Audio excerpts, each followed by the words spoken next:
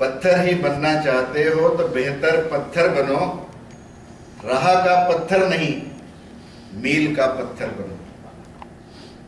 कद्र उनकी होती है, कद्र उनकी होती है जिनमें कुछ जौहर हो।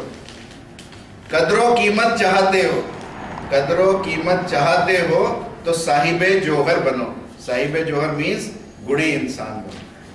This is what Madan Mohan Malviya says. Imagine एक 9 साल का बच्चा बाजार में जा रहा है, एक कुत्ता अपनी पीड़ा से छटपटा रहा है। लोग देखते हैं, निकल जाते हैं। अक्सर हम सब ऐसा ही करते हैं। कुत्ता क्या, कोई इंसान भी पीड़ा में करा रहा हो तो हम शायद रुकने का साहस नहीं करते, रुकने की चेष्टा नहीं करते और हम सीधे चल देते हैं। परंतु अक्सर हम ऐसा करते हैं कि कोई व्यक्ति यदि दुविधा में हो, हम देखते हैं और चले जाते हैं।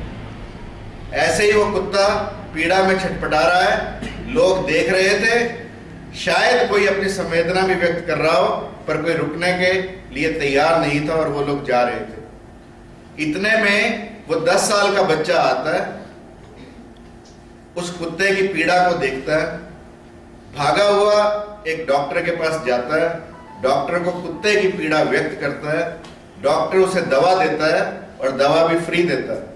और उसके बाद वो व्यक्ति, वो बच्चा उस कुत्ते पर आकर वो लेप करता है, कुत्ता जोर से चिल्लाता है।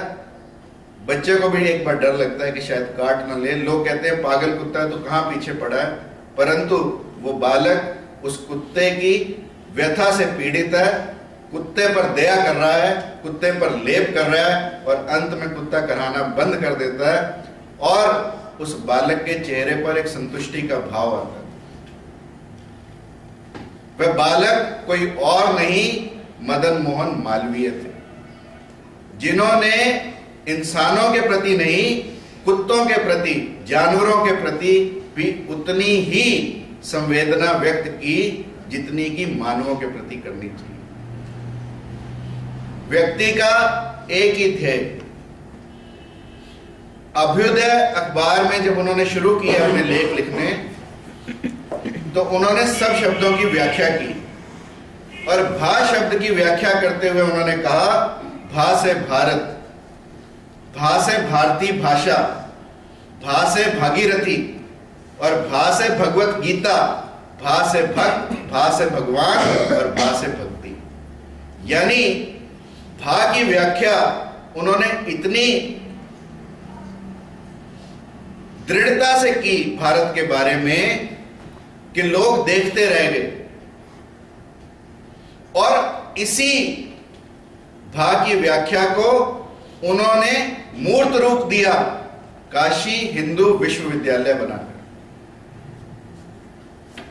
एक टीचर जिसके पास कोई पैसा ना हो, जिसके घर के लोग कथा करके गुजारा करते हो। मदन मोहन मालवीय के पिता कथा करके गुजारा करते थे, जिसके स्वयं के घर में कभी फीस रही हो, कभी ना रही हो। ऐसा बच्चा एक ऐसे विश्वविद्यालय की स्थापना करता है जिसे देखने के लिए लोग दूर दूर से आते थे। Here is another educationist, Madan Mohan Malviya, जिन्होंने काशी हिंदू विश्वविद्यालय की स्थापना की बिना किसी इंफ्रास्ट्रक्चर के, बिना किसी पैसे के। But here is a man जिसके पास कुछ भी ना होते हुए सब लोगों से मांग मांग कर, अपने लिए कभी किसी से कुछ नहीं मांगा, परंतु विश्वविद्यालय के लिए पैसा मांगने में कोई कसर नहीं छोड़ी। पूरे देश में भ्रमण किया, हर व्यक्ति के पास गए, हर व्यक्ति से धन मांगा। और ऐसा कहते हैं, जब हैदराबाद में गए, हैदराबाद के निजाम से धन मांगा, हैदराबाद के निजाम ने धन देने से मना कर दिया, क्योंकि वो मुसलमान था और यह हिंदू विश्वविद्यालय की बात हो रही थी।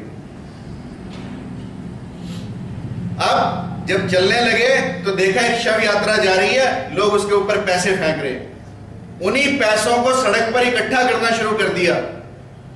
तो लोगों ने पूछा कि क्या कर रहे हो? फिर किसी ने पहचान लिया, ये तो महामना है। उन्होंने कहा, महामना आप ये क्या कर रहे हैं? उसने कहा कि मैं आया तो था हैदराबाद के निजाम से धन मांगने, क्योंकि हैदराबाद का निजाम उन दिनों सबसे रिच, सबसे शक्तिशाली निजाम था, और उससे पैसा मांगने आया था, और उसने कुछ दिया नहीं, पर मैं खाली हाथ बनारस लौटना नहीं चाहता। और वहां के लोग कहते कि इतने बड़े निजाम के पास गए और खाली हाथ लौट आए, तो मैं उन्हें कुछ बता पाता कि मैंने ये पैसे इकट्ठे किए हैं, इसलिए शव यात्रा के पैसे भी इकट्ठे किए। और कहते हैं जब निजाम को मदन मोहन मालवीय का इस बारे में पता लगा कि शव यात्रा से पैसे इकट्ठे करके मालवीय जी गए हैं, तो निजाम ने स्वयं धन दिया। ऐसे प्रेरणा पुरुष थे मदन मोहन मालवीय। और उनके लिए बच्चों के काम विश्वविद्यालय के नियमों से कहीं ऊपर थे। यदि कोई बच्चा गरीबी में है तो उसको फीस दी, किसी के लिए खाने की रोटी नहीं है या पीने के लिए दूध नहीं है तो उसके दूध की व्यवस्था करो। और ऐसा कहते हैं, एक बच्चा था जयप्रकाश नाम का, और उसके पिता की मृत्यु हुई क्योंकि उसे घर जाना पड़ा, इसलिए उसके लेक्चर शॉर्ट हो गए। मदन मोहन मालवीय से कोई एक्सपेक्ट नहीं करता था कि लेक्चर पूरे कर दो, परंतु जब वो बच्चा मदन मोहन मालवीय के पास गया और अपनी करुणा बताई, उसी समय मदन मोहन मालवीय ने उसे पेपर देने अलाउ किया। No rules. और उस बच्चे ने यूनिवर्सिटी को टॉप किया। ऐसे मदन मोहन मालवीय फिर अपने विश्वविद्यालय से इतना प्रेम कि मान लो छात्रावास के राउंड पर गए, बच्चों ने दीवार पर कुछ लिखा, तो बच्चों को कहा कि जितना मैं प्यार तुम लोगों से करता हूं, उतना ही प्यार इस विश्वविद्यालय की एक एक ईंट से करता हूं। और स्वयं मिटाया। बच्चों को शर्म आई, उसके बाद किसी ने छात्रावास में कुछ नहीं लिखा। आज ना तो ऐसे बच्चे, जितनी प्रेम, जितनी दया, जितनी करुणा बच्चों के लिए मदन मोहन मालवीय ने प्रकट की, शायद ही किसी अध्यापक ने अपने विद्यार्थियों के लिए की हो। हर बच्चे का न केवल पढ़ाई का ध्यान रखा, बल्कि उसके स्वास्थ्य का, उसके परिवार का भी उतना ही ध्यान रखा जितना उसकी पढ़ाई का रखा। और कहते हैं कलकत्ता विश्वविद्यालय ने मदन मोहन मालवीय को कहा कि हम आपको पीएचडी की डिग्री देना चाहते हैं, डॉक्टरेट की डिग्री देना चाहते हैं। मदन मोहन मालवीय ने धन्यवाद लिखा और कहा कि मेरे पास तो सनातन डिग्री है पंडित की,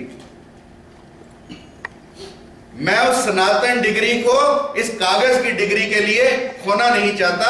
और अस्वीकार कर दिया, मना कर दिया कि मुझे आपकी पीएचडी की डिग्री नहीं चाहिए, मैं पंडित हूं, पंडित रहूंगा और पंडित रहने में खुश हूं। ऐसे थे मदन मोहन मालवीय। अंग्रेजों ने सर की उपाधि देना चाहिए, और सर की उपाधि भी धन्यवाद देकर मना कर दी कि मैं अपनी सनातन डिग्री से अलंकृत हूं, अलंकृत रहूंगा, इसलिए मुझे आपके सर की डिग्री नहीं चाहिए। और आज हम डिग्रियों के पीछे भागते हैं। ये सारा हिंदुस्तान सर की उपाधि लेने के लिए ललायत था, सारा हिंदुस्तान सर की उपाधि के पीछे भागता था। छोटी छोटी डिग्रियां होती थी, मलिक की, चौधरी की, लोग वो लगवाने के लिए भी भागते थे। परंतु स्वाधीनता संग्राम के क्षेत्र में जितनी अलग मदन मोहन मालवीय ने जलाई, शायद ही किसी व्यक्ति ने जलाई।